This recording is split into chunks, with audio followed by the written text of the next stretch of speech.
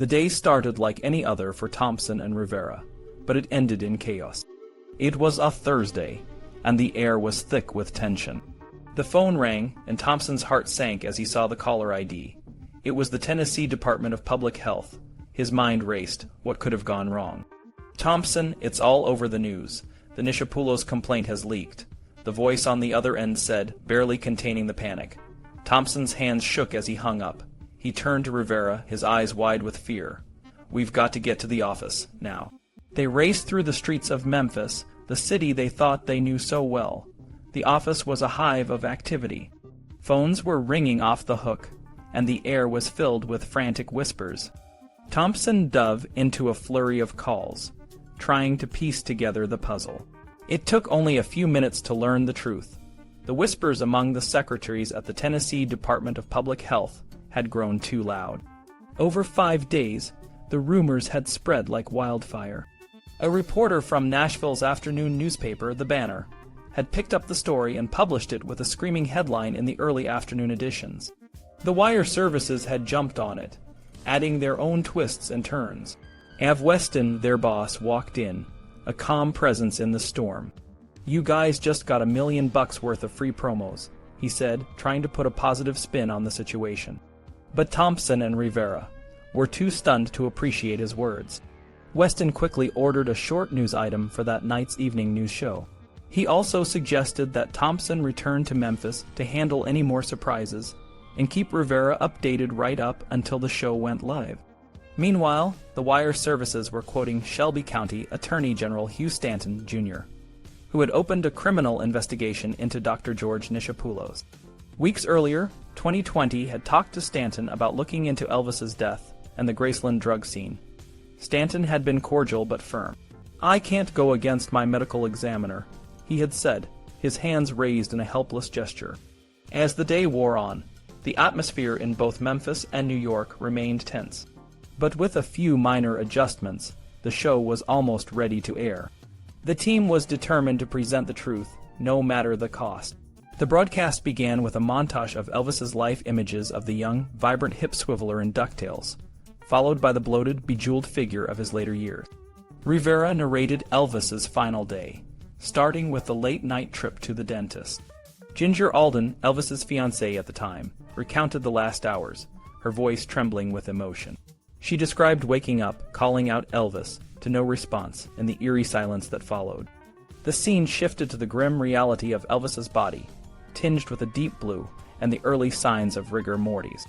Dan Warlick, the medical examiner's investigator, described the epdoa note, the dead weight of Elvis's body, and the futile resuscitation efforts at Baptist Hospital. Rivera then introduced the key figure in the mystery, Dr. Jerry Francisco, the medical examiner. Despite this being a medical examiner's case, Francisco had withheld the evidence from the public. ABC had filed a lawsuit to get the information, and Rivera laid out the reasons. "Based on the evidence you are about to see, we believe there has been a cover-up." The broadcast delved into the disagreements between the Baptist Hospital autopsy team and Francisco. Dr. Noel Florendo, a pathologist, stated there was no evidence of a heart attack. He agreed with Dr. Eric Muirhead's conclusion that Elvis had died from the interaction of several drugs. Rivera then revealed the bioscience toxicology report, which listed an alarming array of drugs in Elvis's system. This report, combined with the testimony of various experts, including Dr. Cyril Wecht, a Pittsburgh coroner, painted a grim picture. Drugs had killed Elvis. The show featured interviews with Elvis's friends and associates, including David and Ricky Stanley, who described Elvis's unstoppable descent into addiction. W.S. Nash, a retired pharmacist, expressed his guilt over filling the last dilated prescription for Elvis. John O'Grady, a former narcotics detective, and Jack Kelly, a former DA officer, added their insights, suggesting that doctors like Dr. Max Shapiro and Dr. Elias Gainem had played a significant role in Elvis's drug addiction. The broadcast then turned to Dr. George Nichopoulos, who vehemently denied the allegations. However, the long list of drugs from the healing arts complaint, displayed on screen, contradicted his denials. Investigators Joe Dugman and Steve Bilski described the Elvis case as the worst instance of overprescribing they had ever seen. Marty Lacker, Elvis's old friend, shared his own struggles with addiction, which he had obtained from Nichopoulos. Rivera returned to the taped interview with Nichopoulos, pressing him on the amount of drugs he had prescribed. Nichopoulos's responses were evasive and desperate. The show concluded with Rivera's reflections on the personal impact of reporting the story. By the end of his life, Elvis Presley had become a medical addict, he said, his voice heavy with sorrow. As the credits rolled, the team at 2020 felt a mix of relief and dread. They had exposed the truth, but the battle was far from over. The next day, Jerry Francisco would hold a press conference to counter their findings. Thompson, still in Memphis, was unaware of the storm that was about to break.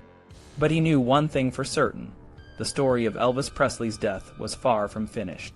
Charlie Thompson and Jim Cole were still reeling from the press conference held by Dr. Jerry Francisco, the medical examiner who insisted that Elvis Presley died from heart disease, not drugs. The press conference was a direct hit on their 2020 investigation, but they weren't about to back down. The next day, Charlie Thompson burst into the room out of breath. "Have I missed anything?" he asked Joan Droge, a reporter from WHBQ-TV. Droge, who had been helping Thompson since the lawsuit started, gave him a quick rundown. "Jerry doesn't like you very much, Charlie," she said. "He's sticking to his story, but most of us don't believe him. He says you didn't change anything unless you get that autopsy report." Thompson quickly typed out a response to Francisco.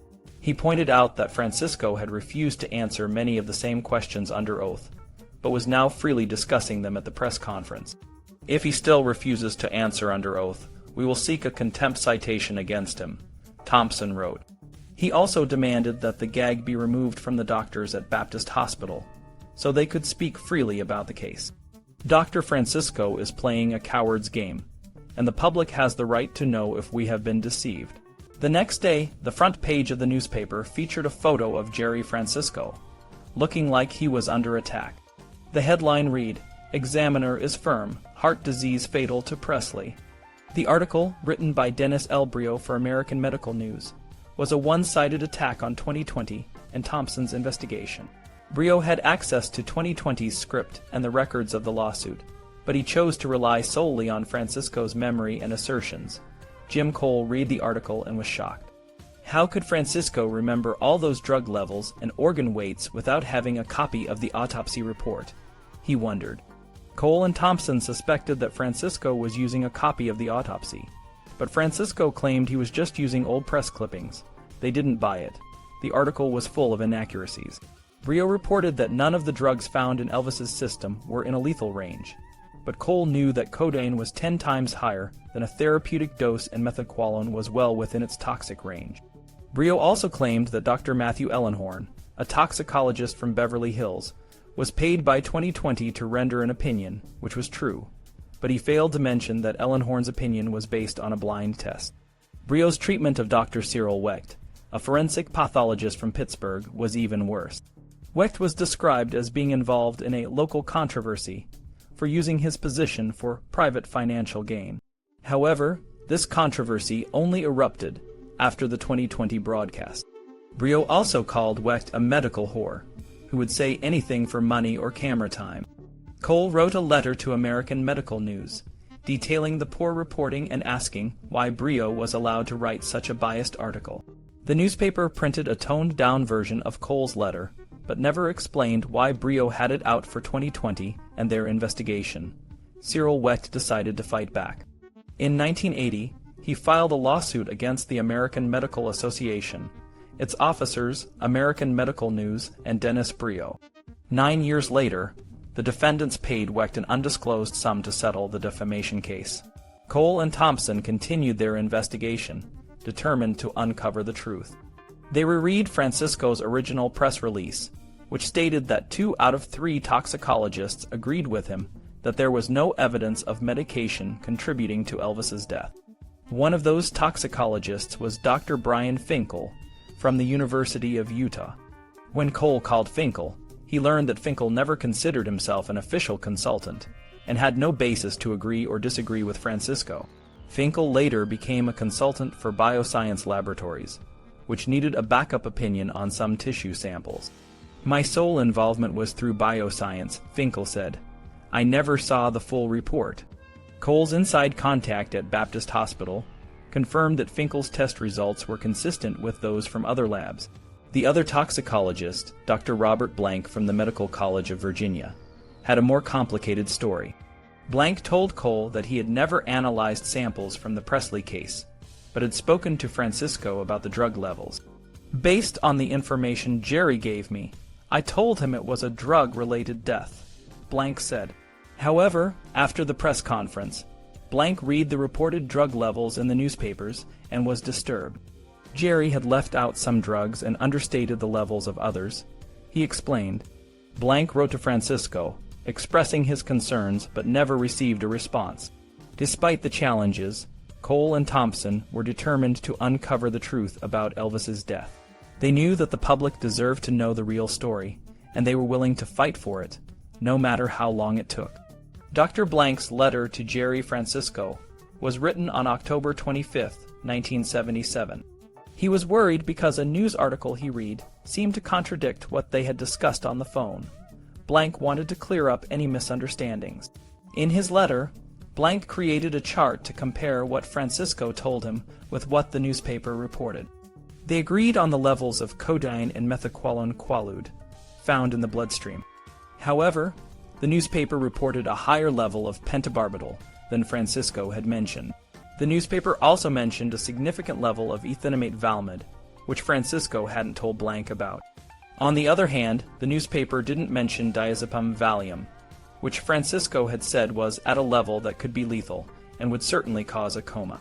Blank explained that the codeine level was much higher than what was typically used for treatment, and the methaqualone level was high but still within a therapeutic range. The pentobarbital or phenobarbital level was at the low end of what could be lethal, depending on the specific type. Blank emphasized that a patient's tolerance could affect the interpretation, but he was confident that the combination of these drugs at the reported levels would be consistent with a drug-related death. Blank was surprised when the newspaper quoted Francisco as saying that 2 toxicologists believed the drugs did not significantly contribute to the death, and a 3rd toxicologist was unsure. Blank felt compelled to write the letter to clarify his opinion, which was different from what the newspaper reported. Meanwhile, in a tense legal office, Dr. George Nichopoulos, Elvis's personal physician, was being deposed by Mike Pleasance, an attorney representing 2 plaintiffs, Charlie Thompson and Jim Cole. Nichopoulos' attorneys, Frank Crawford and Ken Masterson, were trying to prevent the deposition, but Chancellor D.J. Alessandratos ordered Nichopoulos to appear. The atmosphere was thick with tension. Nichopoulos, who was under investigation for overprescribing medication, was struggling to understand the whispered instructions from his attorneys. Pleasance, the opposing counsel, was determined to get answers. Nichopoulos had brought documents related to Elvis's death, including a letter from Dr. Thomas Chesney, a member of the autopsy team, which contradicted the cause of death listed on the death certificate Nichopoulos had attempted to file.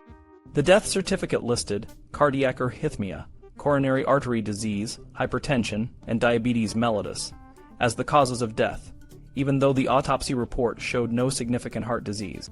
Pleasance questioned Nichopoulos about why he filled out the death certificate before receiving the autopsy report. Nichopoulos couldn't provide a clear answer. Later, Pleasance asked if Nichopoulos had ever seen the final autopsy report, and Nichopoulos admitted he hadn't, explaining that Dr. Eric Muirhead, the chief pathologist, had been ordered by Vernon Presley not to give Nichopoulos a copy. The deposition of Dick Grob, a former security chief at Graceland, was even more contentious. Grob had been critical of 2020's broadcast, particularly of Ginger Alden, Elvis's fiancée, and the Stanley brothers, who were aides. Grob accused Ginger of negligence, and suggested she might have known about Elvis's condition earlier than she claimed.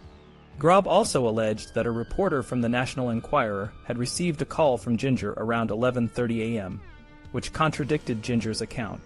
Charlie Thompson and Jim Cole, the plaintiffs, sought to depose Grob to clarify these claims. Grob's attorney tried to block the deposition, but Chancellor Alessandratos ordered Grob to appear and produce any documents related to Elvis's death and autopsy. The deposition promised to uncover more details about the events surrounding Elvis's death and the apparent cover-up. Chuck Harrell, Pleasance's junior partner, didn't waste any time when he took Grob's deposition. He went straight for the jugular. Did you ever have access to the autopsy report or laboratory results in regard to the autopsy performed on Mr. Elvis Presley? Harrell asked. Grob started playing games, asking Harrell to define the word access. Harrell didn't back down. Did you ever see it? He asked. Yes, I think I saw it, Grob replied. Did you ever have possession of it? Grob admitted he hadn't. Were you ever allowed to read the autopsy report, Mr. Grob? No, sir, Grob replied. Harrell asked if Grob knew about any of the autopsy's contents.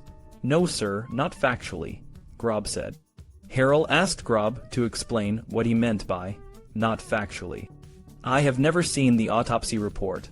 Therefore, I don't know what it contains, according to the facts based upon the autopsy report, Grob answered. I thought you stated earlier that you had seen it, Harrell countered. I said I saw what I thought to be the autopsy report, sir, Grob clarified. Harrell handed Grob a copy of his copyrighted synopsis, The Elvis Conspiracy. He read one paragraph aloud. Grob managed to have the body removed from the morgue. He carried with him the order to protect the autopsy from anyone and everyone. What was Grob talking about when he said the autopsy was done in the morgue? Harrell asked. I am referring there, sir, to attempts to steal the autopsy report by many of the news media personnel that were in town at that time, Grob replied. Was an autopsy report in existence at that time? Harrell asked. No, sir, not to my knowledge there wasn't, Grob admitted. Who instructed you to prevent them from stealing something that didn't exist? Harrell demanded. There were attempts made said to obtain what information was available. In my position, I was not instructed to do so by anyone. Now it became an automatic thing, Grob said, stumbling over his thoughts. Harrell read the concluding paragraph of Grob's synopsis. The autopsy proved beyond any shadow of a doubt that he, Elvis, would have been dead in a few short months. His eventual death would have been slow, excruciatingly painful and intolerable to witness. Elvis was dying of bone cancer. After Harrell finished reading, he paused to let it sink in, then looked at Grob and asked, How did you gather that information, Mr. Grob, if you have never seen the autopsy report? Grob gulped. That's as good an ending to a manuscript as any others, he said. Is that ending substantiated in any way upon a factual basis? Harrell asked. Not at the present, to my knowledge. There is a number of speculative items such as that, but... Grob trailed off. Is this a fiction, Mr. Grob? Well, I imagine it's part fiction and part non-fiction, sir, Grob admitted. All right, is that part of it fiction that I just read? To my knowledge, since I haven't seen the autopsy report, I can't determine that it is in fact factual, Grob said. Can anyone else determine whether it is factual or not? Harrell persisted. Grob said he presumed the individuals that conducted the autopsy could make that determination. But whether it is factual or not has not been conveyed to you, is that correct? Harrell said. No, sir. As I said, I have not seen the autopsy report, Grob replied. Had Grob heard whether anyone had obtained access to the autopsy information? Grob said he had heard that the ABC News team from 2020 has made contact with these individuals, who have access to the autopsy information. Thompson and Cole watched the exchange, and Thompson winked at Cole. Chuck Harrell's cross-examination had devastated Grob, and stripped his manuscript of credibility. The Elvis cancer hoax seemed to be debunked, but it would resurface again. Thompson suggested to Harrell, ask him about the intercom in the bathroom, Chuck. Was it working? Could Elvis have triggered the intercom and called for help as he was dying? Harrell posed the question. Grob said there were 2 intercom systems in Elvis's bathroom. One was connected to the phone and had to be dialed before it functioned.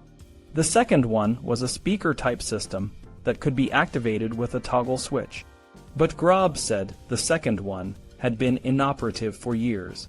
In the course of your investigation of the particular scene where Mr. Presley died, that intercom system wasn't on, was it? Did you notice it being on? Harrell asked. Oh, no, it wasn't on. As I said, I don't believe it even worked, Grob replied. If Grob was correct, Elvis couldn't have triggered the intercom to call for help. Harrell finished the examination by asking Grob if he knew who had cleaned up Elvis's bathroom and bedroom before the arrival at Graceland of Dan Warlick and the homicide detectives. Grob said he had no idea. Meanwhile, Mike Pleasance was learning a lot about forensic pathology and toxicology from Dr. John Fiegel, an associate medical examiner in Atlanta and a practicing attorney. They were preparing for Dr. Jerry Francisco's two assistants' DRS, James Bell and Charles Harlan. Bell showed up at Pleasance's office in a disheveled suit and without a lawyer. Pleasance wanted to know how Bell first alerted investigator Dan Warlick that Elvis was dead. "I think I wrote on a note, 'EP is dead, I think,'" Bell replied. "Mr. Warlick has testified that the message written on a piece of paper and handed to him by you was EPDOABMHOD," Pleasance said, emphasizing the odd at the end. Bell nodded and gave everyone a goofy grin. "Did you convey to Francisco the same suspicion that you conveyed to Mr. Warlick of OD?" Pleasance asked. "I could have, I could not have. I would imagine that he would have probably been thinking the same way I do, because I always think that way. I'm highly suspicious," Bell replied. Bell explained that he always viewed each case from the worst perspective. His initial suspicion in Elvis's death was homicide, but his mind changed after a staff meeting the day before Francisco's press conference. Reports shown to him in that meeting changed his opinion, but Bell couldn't clearly explain where those reports came from or what they contained. Bell also admitted signing a press release in October 1977, stating that the toxicology findings have also been discussed with two other toxicologists here in the United States, but he confessed that he didn't know who those toxicologists were. Pleasance asked Bell if polypharmacy was considered as a cause of death for Elvis. "Not by me, it was suggested by someone, but not by me," Bell said. Charlie Harlan, the other assistant, relied on a bogus medical history of the Presley family. He said Elvis's mother died at age 42, of heart disease and diabetes. Pleasance informed Harlan that Gladys Presley actually died of infectious hepatitis at age 46, and her condition was worsened by alcohol and drug abuse. Like Bell, Harlan admitted he didn't know which toxicology charts he had reviewed to determine the cause and manner of death.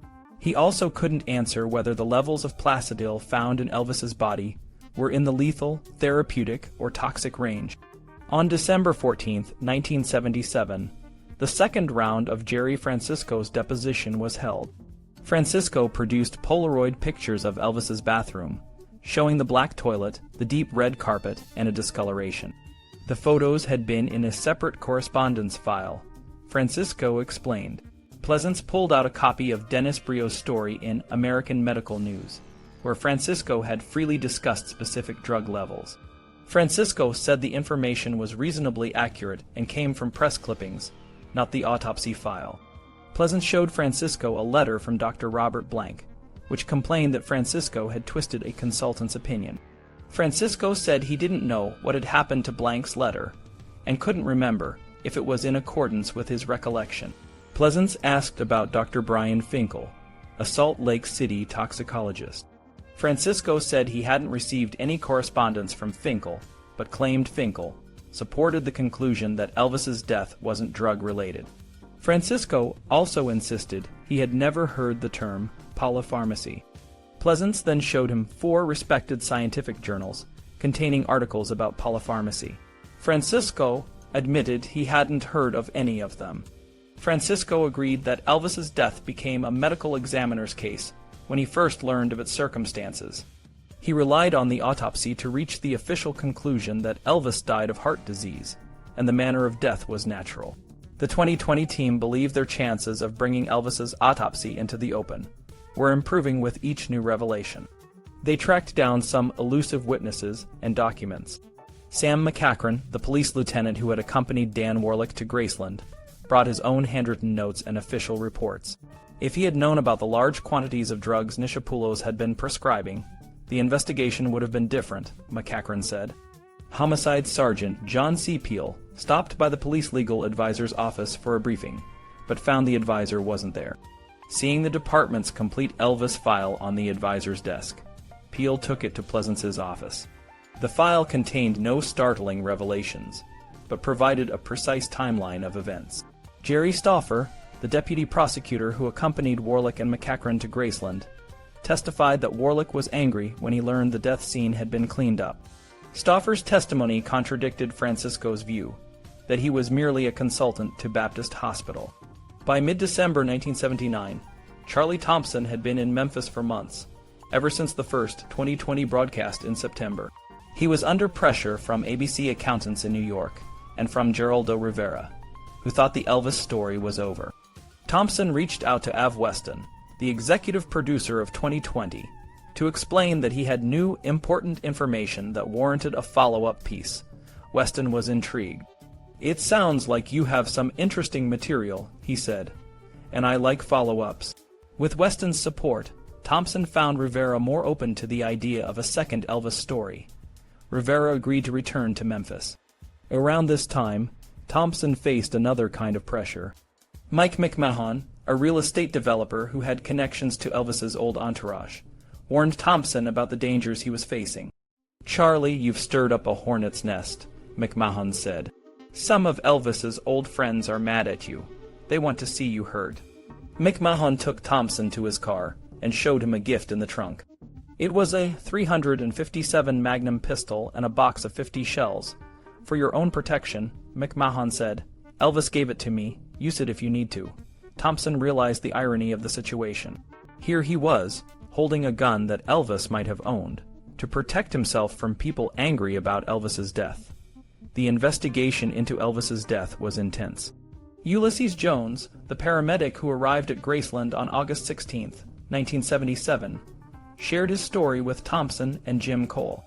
Jones described the chaotic scene where people were trying to revive Elvis, who appeared to be very dead. Jones was surprised to see that the obese figure on the floor was Elvis Presley. He also mentioned that Al Strada said, "We think he odd." Jones noted that the bathroom had been cleaned up by the time he and his partner returned for their equipment. The bed was made, and the restroom was spotless.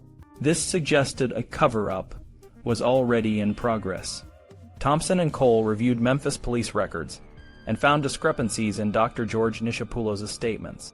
Nichopoulos claimed Elvis had taken only 2 Valiums and 1 other pill before his death, but this didn't match the toxicology reports or the list of drugs Nichopoulos had prescribed to Elvis the day before he died. Nichopoulos failed to turn over the powerful dilated pills he had prescribed, or any of the other drugs, to the authorities.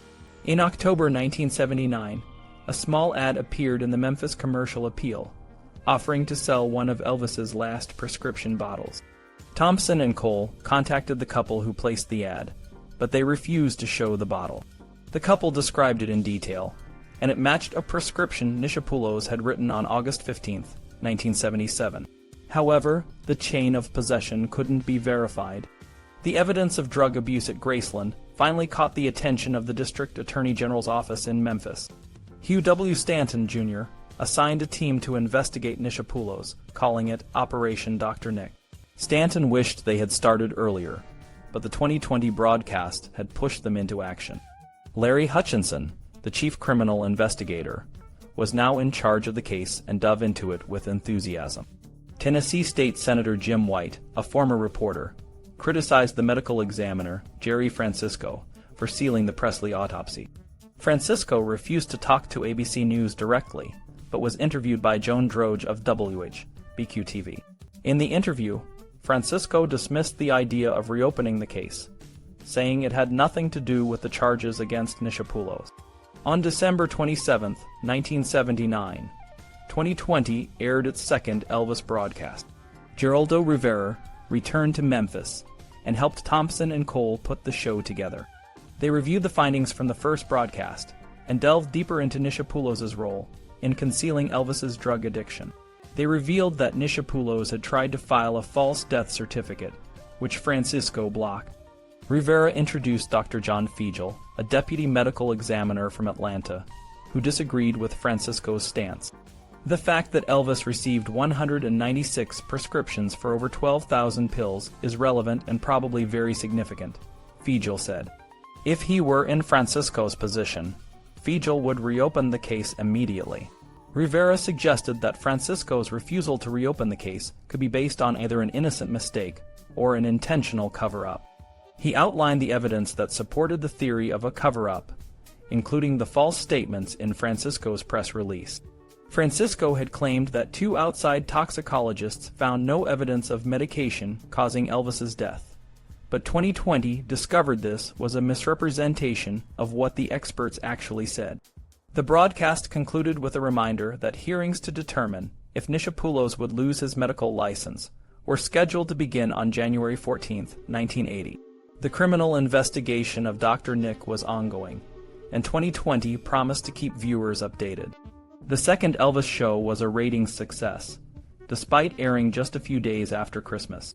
Thompson's and Weston's gamble had paid off, and Thompson was given the green light to cover the Nichopoulos hearings in January.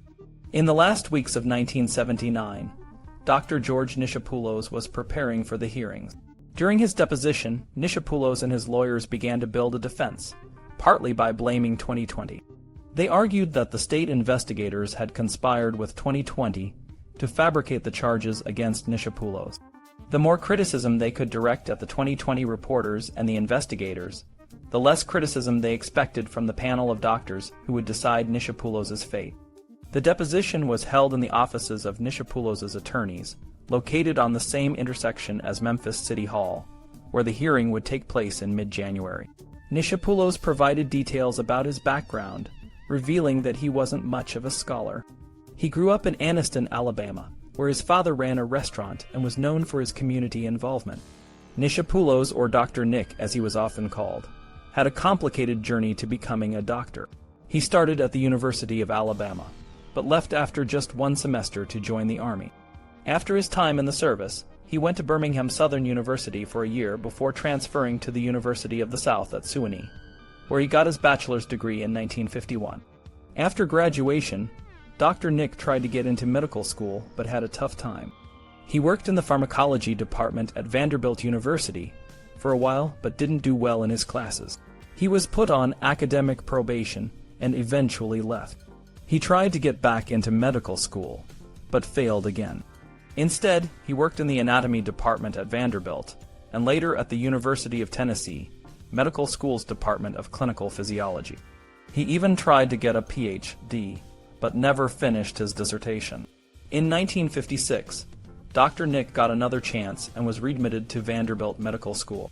He worked hard and finally graduated with his M.D. in 1959.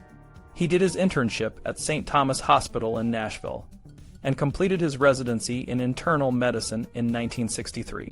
After that, he didn't do much postgraduate training. Dr. Nick was married to Edna, and they had 3 children, Chrissy, Elaine, and Dean. Chrissy was 22, Elaine was 20, and Dean was 24. Dean worked for the Presley estate, and Dr. Nick wasn't happy about it because Dean didn't go back to school. During a deposition, Dr. Nick was asked about complaints against him. He said he hadn't had any until the 2020 TV show started asking questions. The show had contacted the administrator of Baptist Hospital, and it became public. Dr. Nick had a hard time remembering the exact timeline of events, but he did recall that he was interviewed by Geraldo Rivera from 2020. Rivera and his team had been persistent, calling and visiting Dr. Nick multiple times. Dr. Nick initially refused to talk, but Rivera convinced him by saying they wouldn't leave him alone otherwise. The interview started with basic questions about Elvis, but it quickly turned into an interrogation about the prescriptions Dr. Nick had written. Rivera showed Dr. Nick a folder with prescriptions and asked if he recognized them. Dr. Nick admitted that they were his, but he stopped answering questions when he felt the interview was getting out of hand. He put the microphone down and showed Rivera the way out.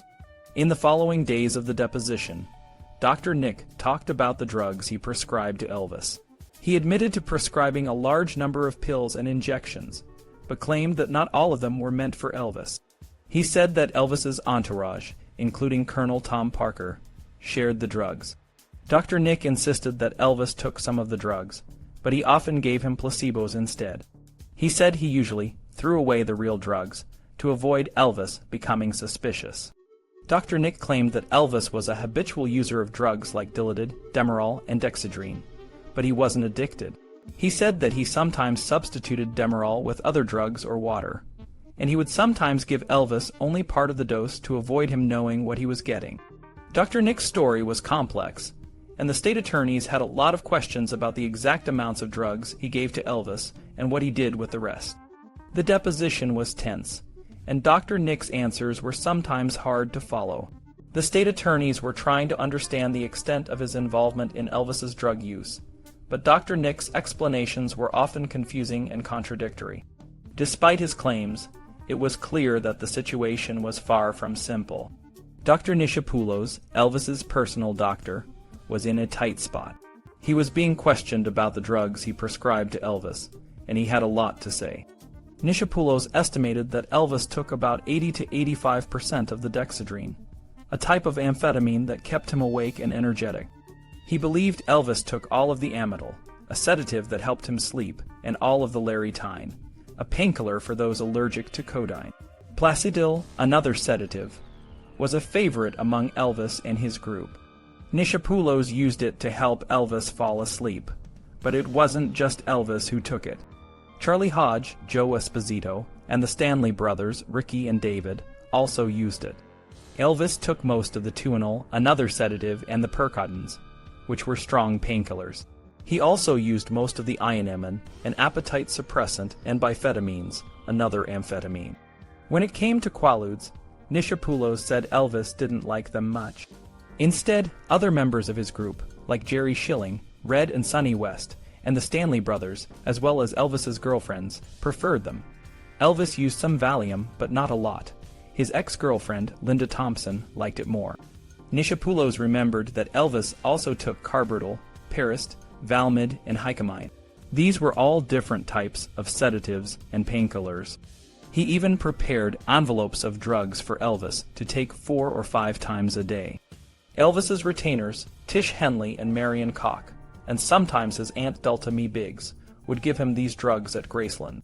In 1977, Nichopoulos's medical bag, filled with Elvis's drugs, was stolen twice. This forced him to reorder large quantities of drugs. The sheriff's deputies found one of the stolen bags, which included evidence that would cause Nichopoulos trouble later. He also mentioned that other doctors, like Elias Gainem from Las Vegas, gave Elvis drugs during tours. In 1973, Elvis had a serious problem with Demerol, a strong painkiller, and steroids. An acupuncturist in California treated Elvis's back pain with injections of Novocaine, Demerol, and steroids. This treatment almost killed him, and he was flown back to Memphis in very bad condition. Dr. David H. Knott and Dr. Robert D. Fink, 2 Memphis psychiatrists, treated Elvis for drug addiction at Baptist Hospital. They put him on a methadone program to help him quit Demerol, but Elvis's addiction was hard to break. Elvis didn't like talking about his drug problems and didn't trust psychiatrists. In 1975 and 1977, he was hospitalized again for more drug treatment. Nichopoulos tried to help Elvis sleep without drugs by keeping him awake in a sleep clinic for 3 days, but it didn't work. Elvis always went back to taking barbiturates to sleep. Nichopoulos believed that drugs caused many of Elvis's health problems, including his weight gain, high blood pressure, and an enlarged colon. He thought Elvis wasn't dependent on amphetamines, but was on a strange Swedish drug that he believed cleaned his body and eliminated the need for baths. When asked if Elvis ever took a bath, Nichopoulos said no. He thought Elvis had a mental dependence on these pills. This was a shocking revelation to the attorneys questioning him. As the deposition ended, Nichopoulos's lawyers provided a list of witnesses, including Dr. Jerry T. Francisco. The hearing was coming up, and Nichopoulos's lawyers were still trying to contact more witnesses. In January 1980, Dr. Harold Sexton, the pathologist who coordinated Elvis's autopsy, called Bob Cravey, a lab director in California. Cravey had run tests on samples from Elvis's autopsy and confirmed the results. Sexton asked Cravey to write a report stating that drugs alone caused Elvis's death. Cravey agreed, but wanted to see all the autopsy results. Sexton brought the documents to Cravey, and they discussed the case for hours. Cravey concluded that the drug levels in Elvis's system were toxic and could have caused his death. He believed that the official ruling of heart problems by Dr. Jerry Francisco was a cover-up. Cravey also suggested that Sexton contact Dr. Randall Baselt and Dr. George Lundberg, 2 experts in toxicology and pathology, for their opinion.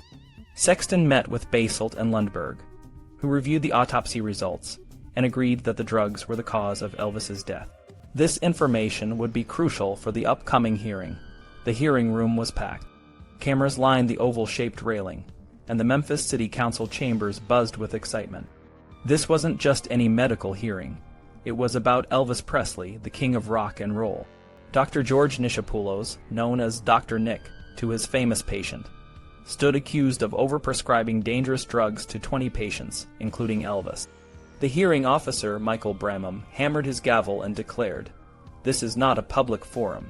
There will be no disruptions." Despite his warnings, the room was a whirlwind of media and spectators, all eager to uncover the truth about Elvis's death. Frank Scanlon, one of the prosecutors, focused on the core issue: whether Dr. Nichopoulos had violated the public trust by prescribing inappropriate drugs. He warned that the hearing wasn't about Dr. Nick's popularity or intentions. It was about the safety of his patients. The 2020 team, led by Geraldo Rivera, was there to capture the proceedings. They planned to broadcast a special episode called The Elvis Cover-Up. Rivera, Cole, and Thompson were taking notes and coordinating their coverage, determined to uncover the truth. As the hearing progressed, the defense announced they would present Elvis's autopsy. John Thompson, Dr. Nick's lawyer, declared, "Elvis Presley did not die a drug death. The largest drug found was codeine, which was not prescribed by Dr. Nichopoulos." But this statement overlooked a crucial fact. Dr. Nick had prescribed codeine-containing drugs like Impirin and Tylenol, which Elvis had access to. Meanwhile, Jim Cole and John Fiegel had lined up Dr. Robert Stivers, a medical examiner from Atlanta, to review the autopsy. Dr. Stivers went over every detail of the evidence with Dr. Eric Muirhead, one of the leading cardiac pathologists. They concluded that there was no evidence of a heart attack. Dr. Muirhead, who had been called a damned fool for not recognizing one, was now prepared to testify if the defense raised the issue. Joe Dugman, the staff attorney for the Healing Arts Board, was frustrated. He believed the autopsy was crucial to the case, but his colleagues from the Attorney General's office were hesitant to push for it. Dugman feared that the focus on Elvis's death might overshadow the other patients' cases, which he believed were more straightforward and damaging to Dr. Nick's defense. As the hearing continued, the room was filled with tension. The defense and prosecution traded accusations, and the media captured every moment. The world was watching, waiting to learn the fate of Dr. Nick and ultimately the truth about Elvis Presley's death. The hearing was more than just a legal battle. It was a quest for the truth about one of the most iconic figures in music history. The verdict would not only affect Dr. Nichopoulos, but also shed light on the last days of the king of rock and roll.